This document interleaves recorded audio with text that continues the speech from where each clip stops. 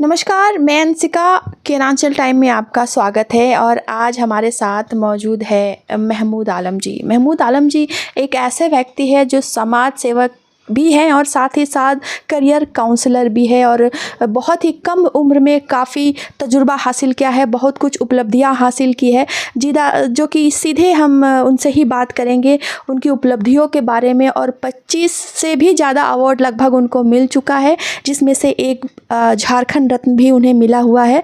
Sir, सबसे पहले तो आपका स्वागत है। थैंक यू सो मच कि आपने उस लायक समझा कि आप हमारे लिए आई हैं।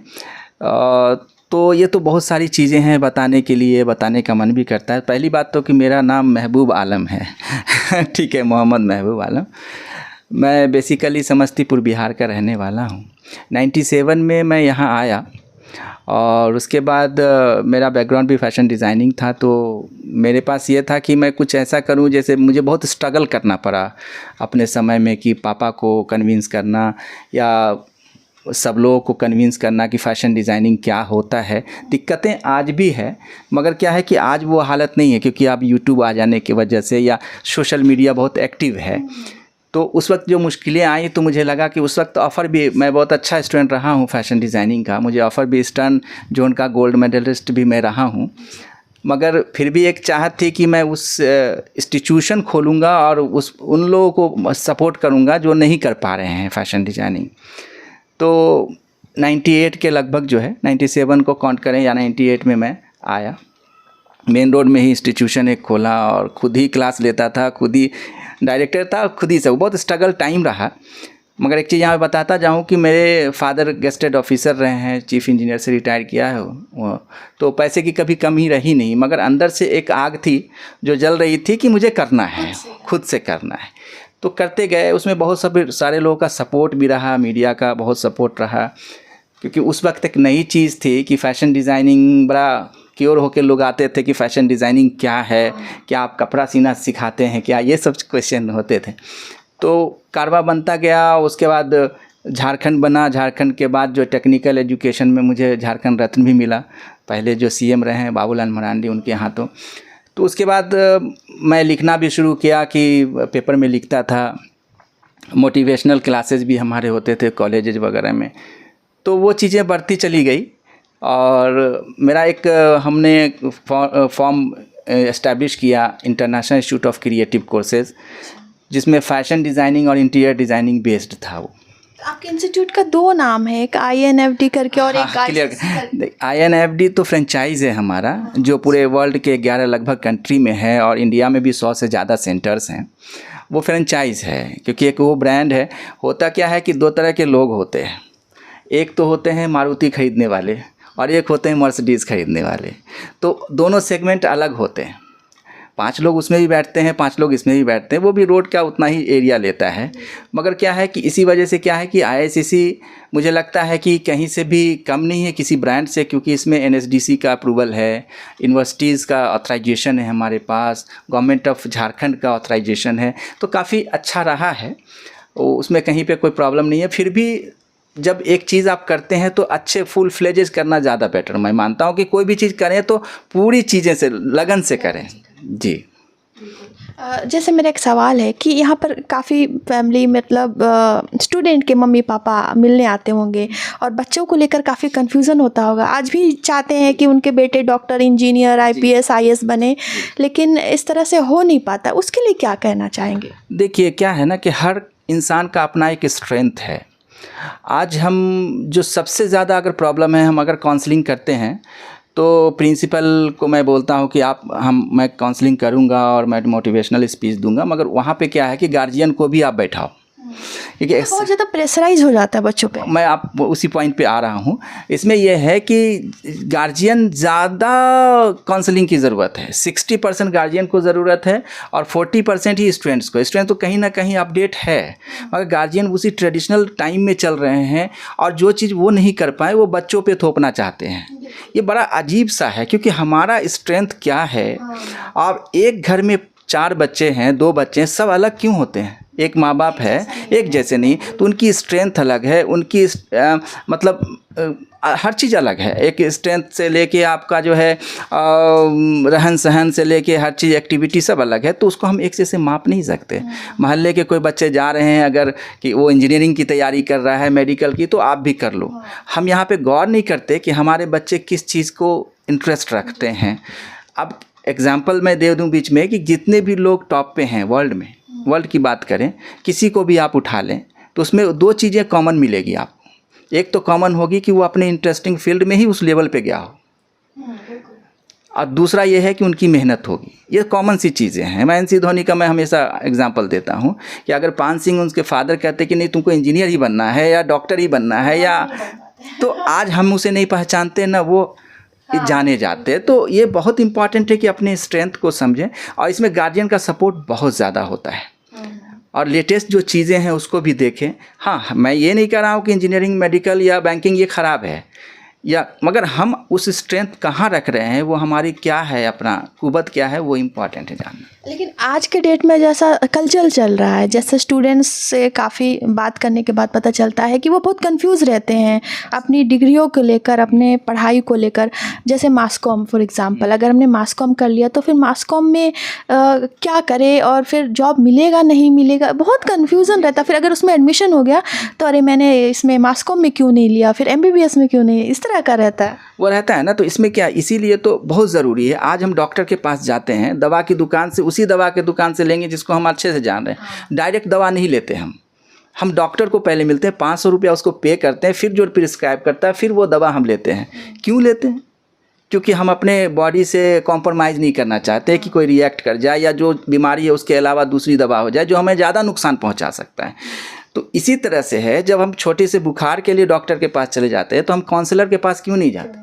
कैरियर काउंसलर जो है यही काम करता है कि आपको वो जज करता है कि आपके दिलो दिमाग में क्या उठ रहा है, आपका स्ट्रेंथ क्या है। कुछ सवाल हम करते हैं, जो बच्चे जवाब देते हैं तो हम उससे उस पॉइंट पे पहुंच पाते हैं कि इनके लिए कौन सा फील्ड बेटर होगा।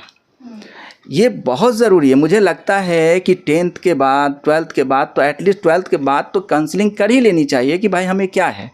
तो जैसे 10th और 11th के जो स्टूडेंट्स हैं उनकी क्या तैयारियां करनी चाहिए? उसमें देखिए वो तो फोकस करें। 10th एंड 12th बहुत इंपॉर्टेंट है, क्योंकि जो भी जिस भी फील्ड में आप जाएं वो काउंट होता है, तो उसको फोकस करें। उसके बाद मगर आप 10th के बाद ही सोचते रहें कि कौन से फील्ड हमारे को अट्रैक्ट करता है। और अट्रैक्ट करने, यहाँ पे रोकना चाहूँगा कि सिर्फ अट्रैक्ट करने से नहीं होता है, उसमें क्या एलिजिबिलिटी चाहिए, उसमें क्या स्ट्रेंथ चाहिए, उसमें क्या चीज़ें चाहिए, उसको जज करें, उसको देखें। मुझे लगता है कि आज सोशल मीडिया आने से अगर उसको अच्छे पॉइंट ऑफ व्यू से देखें तो वो बहुत काम की चीज़ें हैं। आज मोबाइल है, पूरे दुनिया हमारे पास है, तो उसमें हम देखना चाहें कि भाई जो जो नए फील्ड हैं उसको हम देख सकते हैं। उसके बारे में एक्सपर्ट आपके सामने यूट्यूब पे मिलते हैं। उसको अगर चाहत करें गार्जियन को तो बोलना चाहिए कि तुम नई नई चीज़ों को देखो, तो उससे क्या होगा कि फील्ड का पता चलेगा। अब ये नहीं कि आप ग्रेजुएशन कर गए, पता चला अरे ये फील्ड भी था, मुझे तो पता ही नहीं था, इसमें तो मैं ये कर जाता। तो उस समय क्या है कि अफसोस के सिवा कुछ नहीं हो सकता। और एज एक ऐसा फैक्टर है ना कि 10th 12th इस वक्त अगर आपने डिसीजन नहीं लिया तो उसके बाद फिर डिसीजन लेना मुश्किल हो जाता है। ये बहुत ज़रूरी है कि बहुत, अब होता क्या है कि जो सच से जज नहीं किया गया हो, जो मैंने काउंसलिंग की बात की, इसी वजह से ये लोग कन्फ्यूज होते हैं। जो काउंसलिंग से आएंगे वो कभी कन्फ्यूज नहीं होंगे जी। लेकिन जैसे गरीब बच्चे होते हैं तो उनको काउंसलिंग कौन करेगा? हम लोग हैं, आप ऑनलाइन हम लोग हैं, हम लोग को वो लोग, आप ऐसा ज़रूरी नहीं है। अगर आप चाह लेना तो पैसे बैरियर बनते भी नहीं हैं। मुझे लगता है आज ऑनलाइन है, कम से कम फ़ोन तो है, अगर उनके पास नहीं है तो उनके दोस्तों के पास है, वो कोशिश करें हम लोग से कनेक्ट हो, हमसे पूछें, न्यूज़ के थ्रू पूछें, यूट्यूब के थ्रू पूछें, मैसेज के थ्रू पूछें, हम जवाब देंगे, उनसे मिलेंगे। मैं तो, मुझे लगता है कि अगर 100 काउंसलिंग करता हूँ तो उसमें से 40 काउंसलिंग तो मैं फ्री में ही करता हूँ। तो बहुत बहुत अच्छी बात है। और एक सवाल है कि इसमें टेक्निकल कितना मायने रखता है? जैसे चलो डिग्रियाँ तो हमने ले ली, लेकिन उसमें टेक्निकल साउंड कितना होना चाहिए? देखिए डिग्री तो अब ट्रेडिशनल कोर्स का वक्त रहा नहीं। पहले गांव में क्या था, 7th पास को बहुत पढ़े लिखे माने जाते थे। 10th पास हो गया तो उसकी वैल्यू हो जाती थी। और जैसा कि पापा लोग सुनाते हैं कि जूता मिलता था जब 10th आप कर जाएंगे, तो मतलब वो एक अलग लेवल था। 50 पैसे चावल मिलती थी, आज 50 रुपये भी नहीं मिल रही है। तो जिस तरह से पैसे की वैल्यू घटी है, उसी तरह से एजुकेशन की भी वैल्यू घटी है, क्योंकि यहाँ भीड़ हो गई। पहले 5 बच्चे थे घर में, तो 1 को पढ़ाते थे, 4 को कहते थे खेती करो। जिसको लगता था कि पढ़ने में, तो उसको, बाकी को नहीं कहते थे कि आप पढ़ो ही। आज का क्या हालत है कि हर कोई पढ़ रहा है। रिक्शा चलाने वाला भी अपने बच्चों को पढ़ाना, बेस्ट एजुकेशन देने की कोशिश करता है, ये फैक्ट है। तो भीड़ बढ़ गई। तो अभी क्या है, जो माहौल है, वो माहौल में क्या है कि ट्रेडिशनली आप रहेंगे, जैसे आपने इंटर किया, मैट्रिक किया, इंटर किया, ग्रेजुएशन किया, एमए कर लिया आपने, आप कुछ नहीं कर पाएंगे, क्योंकि ट्रेडिशनली तो लोगों की भीड़ बनी हुई है ना। टेक्निकल जब तक आप नहीं होंगे, वो बच्चे से अच्छा है जो एमए कर लिया है, वो बच्चा जो 10th के बाद डीसीए कर लिया हो। अब बात समझिए, वो 5,000 की नौकरी पा सकता, मगर वो एमए वाला 5,000 की नौकरी नहीं पा सकता। तो टेक्निकली साउंड होना तो बेहद ज़रूरी है, किसी भी फील्ड में हो। आप अगर टेक्निकली साउंड हैं तो लोग आपको, कंपनी आपको खोजेगी। मैं आप यहाँ पे बोलना चाहता हूँ, बहुत बोल्डली मैं बोलता हूँ कि आज लोग बोलते हैं कि जॉब कम है, लोग ज़्यादा है। मैं ऑलवेज कहता हूँ कि लोग कम है, जॉब ज़्यादा है। तो इसमें लोगों का बड़ा रिएक्शन होता है कि ऐसा कैसे। मैं कहता हूँ डिज़र्विंग लोगों की बेहद कमी है। डिज़र्विंग लोग ऑलवेज जो है ना कम है। जितनी वैकेंसीज़ हैं, आप किसी भी फील्ड की बात कर लें, आप देखे होंगे किसी पर्सन ने कि वहाँ पे उन्होंने रिज़ाइन किया, दूसरे जगह उससे अच्छे पैकेज में वो चले गए, उसके बाद उसके अच्छे पैकेज में चले गए, और एक को आप देखोगे कहीं नौकरी नहीं हो रही उसकी। जहाँ इंटरव्यू दे रहा है नहीं आ रहा, तो क्या इंटरव्यू फॉल्स तो नहीं हो रहा है? आप वहाँ डिज़र्व नहीं कर रहे हो, आप अपने आप को उस लेवल पे ले नहीं गए हो, इसलिए आपकी डिमांड नहीं। डिमांड ऑलवेज होगी जब आप उस अकॉर्डिंगली होगे, आप अपने पास वो चीज़ रखोगे, टेक्निकली साउंड होगे। तो अगर बात करते हैं मास कॉम की, तो मास कॉम में इसमें कितना स्कोप है? मास कॉम में बहुत स्कोप है। अभी तो मीडिया का जो है, मास कॉम एंड जर्नलिज्म जिसको हम कहते हैं, पहले क्या था कि बहुत लिमिट था। 4-5 ये थे बड़े बड़े न्यूज़पेपर, दैनिक जागरण, दैनिक भास्कर, हिंदुस्तान एटसेट्रा, ये सब चीज़ें थी। इंग्लिश में अगर बात करें तो वही 4-5 जो थे, टेलीग्राफ थे, टाइम्स ऑफ इंडिया थे, एटसेट्रा। और अगर इलेक्ट्रॉनिक्स की बात करें तो वही थे, आज तक थे, ईटीवी थे, जीटीवी थे, एटसेट्रा, जो भी न्यूज़ चैनल्स हैं।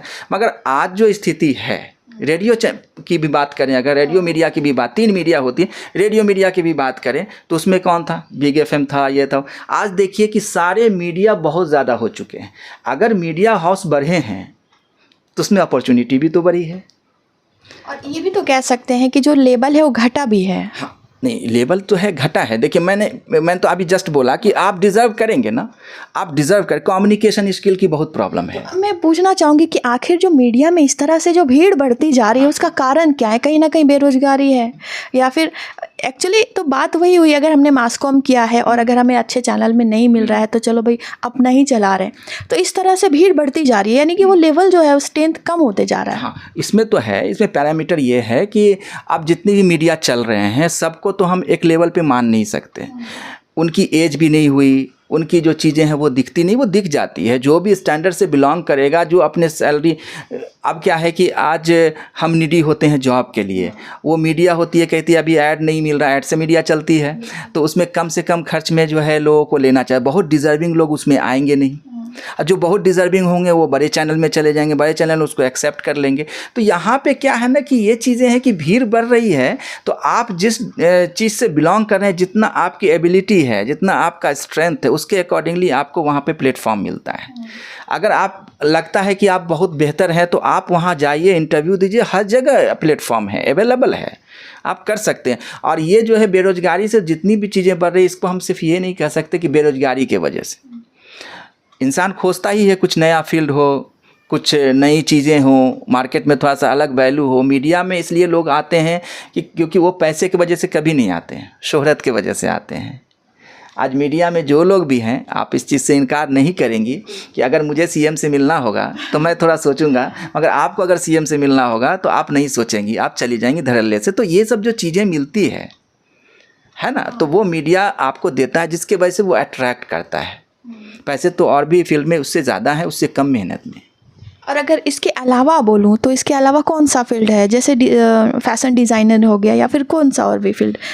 फील्ड तो बहुत ज़्यादा है। देखिए फील्ड का अगर हम काउंट करें तो कोई वर्ड में नहीं बता सकते कि 100 फील्ड है, 150, ऐसा नहीं है। फील्ड आज ऐसे मतलब फील्ड में स्कोप सबसे ज़्यादा आज के डेट में क्या आज के डेट में देखिए ऐसी चीज़, रोटी कपड़ा और मकान, ये जो बेसिक नीड्स हैं ये नीड्स तो बने रहेंगे। ऐसा नहीं कि रोटी खाना हम छोड़ देंगे, कपड़े पहनने छोड़ देंगे और छत के नीचे रहने छोड़ देंगे। ये 3 बेसिक चीज़ें हैं। मेरा ये है कि भाई 3 जो बेसिक चीज़ें उनसे बिलोंग करते हुए कोई चीज़ अगर है तो वो कभी भी ग्राफ उसका नीचे नहीं जाएगा। इनफैक्ट मैं देखता हूँ कि इंटीरियर डिज़ाइनिंग आज के टाइम में, इंटीरियर डिज़ाइनिंग की बात करता हूँ सबसे पहले तो वर्ल्ड के टॉप 5 में ये आता है। ये इसलिए नहीं आता है कि सिर्फ इसमें ताम झाम है, इसलिए आता है कि इसमें अपॉर्चुनिटीज़ इतने हैं और अर्निंग इतना है, मार्जिन इतने हैं और इतने इंटरटेनिंग प्रोग्राम है कि कोई भी बंदा इसको बहुत अच्छे से कर पाता है। और इसमें रियल इस्टेट से ये बिलोंग करता है। आज किसी भी दुनिया के किसी शहर में आप चले जाइए, किसी से मिलिए मत, ठीक है, मगर आप कहोगे ये डेवलप्ड जगह है। कैसे सोच लेते हैं, वहाँ के बिल्डिंग से, वहाँ के कंस्ट्रक्शन से, वहाँ के एवर, आप समझ पा रहे हैं, उनके वजह से तो वो सब चीज़ बिलोंग करता है कि उसमें जो है रियल इस्टेट से बिलोंग करता है, वहाँ की इंजीनियरिंग से बिलोंग करता है। तो इंटीरियर डिज़ाइनिंग अभी मुझे लगता है कि आपके क्वेश्चन का है कि बहुत ही अच्छा फील्ड है। और इसमें जो है आप अगर 3 साल का बैचलर डिग्री करते हैं तो आप 2 साल में ही जॉब ओरिएंटेड हो जाते हैं। कोई भी कोर्स ऐसा नहीं कमिट करता आपको कि 3 साल का कोर्स है तो 2 साल में आप जॉब में चले जाओगे, मगर इंटीरियर डिज़ाइनिंग करता है 1 साल का है तो 6 महीना में ही उस लायक हो जाता है कि वो 10,000 का महीना कमा सकता है। MBA भी कर सकता है, PhD तक आज इसमें है तो ऑप्ट कर सकते हैं। उसके अलावा फैशन डिज़ाइनिंग है, उसके अलावा जर्नलिज्म एंड मास कम्युनिकेशन है, उसके अलावा मैं कहूँगा कि एनिमेशन की फील्ड भी अच्छी है, क्योंकि आज जितना भी चीज़ है मैगजीन जैसे गेमिंग वगैरह का भी बच्चों का भी अच्छा है, क्रेज़ है, वो सबका क्रेज़ बढ़ता जाएगा, उसको रोक नहीं सकता कोई। हम लाख आप अपने बच्चों को चाहिए कि आप रोक दें, नहीं रोक पाएंगे। तो उसमें अपॉर्चुनिटीज़ हैं अपॉर्चुनिटीज़ और काफ़ी फील्ड हैं। होटल मैनेजमेंट में काफ़ी फील्ड हैं, ये मतलब है। और एक अच्छी चीज़ है जो आपको इवेंट मैनेजमेंट, ये भी मैंने गौर किया कि इवेंट मैनेजमेंट भी काफ़ी अच्छा है। पहले क्या था, शादी ब्याह में इवेंट वाले को देते तो वो भी एक तबके के लोग ही देते थे, मगर आज वैसा नहीं है। शादी ब्याह तो करते ही है, मतलब पार्टी जो है, बर्थडे पार्टी भी है, वो छोटे छोटे प्रोग्राम भी आज हम जो है इवेंट वाले को देते हैं, क्योंकि दिखावे की दुनिया है, ऑब्वियस है कि वो चाहते हैं दिखाना। तो इवेंट का भी काम काफ़ी अच्छा है, उसमें मैनेजमेंट लेवल पे जा सकते हैं, MBA कर सकते हैं। लेकिन अगर इन सारी चीज़ों में अगर हम देखें टॉप लेवल पे, तो पहला तो एक गेमिंग का है और दूसरा एक इंटीरियर डिज़ाइनिंग का। हमको जहाँ तक लग रहा है जिस तरह से बिल्डिंग्स बनती जा रही है, रोड बनते जा रहे हैं, क्यों? इसके अलावा बहुत सारे फील्ड हैं। आप जैसे इंजीनियरिंग में देखिए, आप फील्ड हैं तो आपके तो फील्ड हैं ही ना, जैसे कंस्ट्रक्शन हो रहे हैं, आप फ्लाईओवर्स बन रही हैं, रोड कंस्ट्रक्ट हो रहा है, ये सब चीज़ देखिए फील्ड तो हर जगह है, ऐसा नहीं है। मगर देखना, आज के डेट में बात करें क्रेज़, जिस तरह से क्रेज़ चल रहा है, तो फैशन डिज़ाइनिंग का क्रेज़ और गेमिंग जो हो रहा है, हाँ, वो तो गेमिंग तो एक अलग सेक्टर हो गया, जिसको कंप्यूटर में बहुत मन लगता है, जिसको जो है इस पे काफ़ी कमांड है, या वो जो है वर्क कर रहा है कंप्यूटर से रिलेटेड जो भी चीज़ें हैं, उसके हाथ फ्रेश चलते हैं, वो उससे रिलेटेड। अगर कंप्यूटर में किसी को मन लगा तो गेमिंग की तरफ वो जा सकते हैं, मगर गेमिंग ही बहुत अच्छा कोर्स है ऐसा कुछ नहीं है। मैंने कहा ना कि फोकस करो रोटी कपड़ा और मकान पे। वो क्या है ना कि वो हमेशा आपको नया ही रहेगा, वो कभी पुराना होने वाला नहीं है। अभी जैसे मान लीजिए एक मैं बात करूं कि नोकिया कंपनी को हम लोग जानते थे, हमें याद है कि नोकिया हम लोग दिखाते थे लोगों की हम नोकिया का मोबाइल रखे हुए हैं। आज नोकिया ख़त्म हो गया, क्यों पता है? उन्होंने अपने आप को अपडेट नहीं किया। वो बटन के मोबाइल को पे ही चलते रहे कि हम नोकिया हैं, मगर क्या हुआ कि सैमसंग उस पर या छोटी छोटी कंपनियाँ उस पर हावी हो गई। आज नोकिया के कोई मोबाइल जो है 3,000 में भी नहीं खरीदते। तो हमेशा क्या है कि अपडेशन की ज़रूरत है। जो पहले चल रहा था, इसलिए मैं गार्जियन से बोलता, अभी जो चल रहा था उसी को ढोइए मत। आप हवाई जहाज़ पे चलते हैं, आप बैलगाड़ी पे नहीं चलते, आप हर चीज़ लेटेस्ट यूज़ करते हैं। आज टीवी इतनी चौड़ी होती थी, आज इतनी पतली हो गई। मोबाइल जो है आप समझ रहे हो, कहाँ हम हर चीज़, रिमोट के पंखे आ गए, हर एक चीज़ लेटेस्ट यूज़ कर रहे हैं। वो गार्जियन भी जो कह रहे हैं कि बस डॉक्टर इंजीनियर बनना है। तो आप समझिए, एक तरफ आप अपडेट हैं, एक तरफ जो सबसे इम्पॉर्टेंट है उसमें अपडेशन आपकी नहीं है। हमें तो लगता है गार्जियन भी आधा घंटा निकालें कि आज यूथ के लिए क्या है, हमारे बच्चों के लिए क्या है, ये बहुत इम्पॉर्टेंट है, लेटेस्ट चीज़ों को देखें। तो आप क्या संदेश देना चाहेंगे स्टूडेंट्स को? स्टूडेंट्स को कि कोई फील्ड भी, पहले तो फील्ड बने तो उसमें लग जाएं। फील्ड चूज़ करने के अगर 1 महीना लगे, 2 महीना, एक सेशन लेट भी हो, तो फील्ड मगर परफेक्ट चूज़ करें। अगर वो फील्ड आपने गलत चूज़ किया तो अफसोस होगा, गार्जियन का एक्सपेक्टेशन ख़राब होगा, दूसरा पैसे बर्बाद होंगे, उसमें टाइम लें। उसके अलावा अगर जिस चीज़ को आपने ठान लिया, गिव अप ना करें। आज एक चीज़ की मुझे कमी लगती है बच्चों में कि पेशेंस नहीं है, पेशेंस बिल्कुल ही नहीं है। तुरंत वो चाहते हैं कि रिजल्ट मिले। ये देख रहे हैं कि बहुत ज़्यादा अभी के जनरेशन में खास करके मैं बताना जोर दे के बताना चाह रहा हूँ कि पेशेंस नहीं है तुरंत। और वो क्या है कि एक फॉलो नहीं करते, अगर उसके बगल के कुछ और कर रहे हैं तो तुरंत डिस्ट्रैक्ट होते हैं। मैं तो एग्जाम्पल देता हूँ कि घोड़ा एक टमटम हुआ करता था पहले, जिसमें देखिए घोड़े को एक ऐसे लगा दिया जाता था ताकि बगल ना दिखे। तो वो क्या था ना कि उसका मकसद ये नहीं था, मकसद ये था कि वो अपने मंजिल को देखे। ले जाओ ना इसको, फ़ोन को, आमिर, ठीक है ना, तो वो अपनी मंजिल को देखे। तो इसी तरह से आज यूथ को देखना है, करना है कि अपने मंजिल को फोकस करें और उसे हिले नहीं। आज जो भी लोग टॉप पे, मैंने पहले भी बताया, उसके पीछे जो है एक तो आपका फोकस होना चाहिए, है ना, पेशेंस के साथ, ठीक है। और आप में जो है ना वो चीज़ें होनी चाहिए कि मतलब मैं ही कर सकता हूँ, कोई दूसरा नहीं कर सकता। मैं एग्जाम्पल से ख़त्म कर रहा हूँ कि जो बल्ब की आविष्कार किए एडिसन ने, क्या उनका एग्जाम्पल है। आप एग्जाम्पल्स देख लें, 99 बार वो फेल्योर हुए। तो एक इंटरव्यू में पूछा गया कि एडिसन आपको शर्म नहीं आती कि 99 बार आप जो फेल हुए? तो क्या शर्म कैसे? मैं तो ये चैलेंज करता हूँ कि 99 बार वो पद्धति से बल्ब कभी बनाया ही नहीं जा सकता था। ये मैंने आविष्कार किया कि वो 99 टाइम्स जो मैं उस मेथड से बल्ब बनाया नहीं जा सकता, ये मैंने आविष्कार किया है।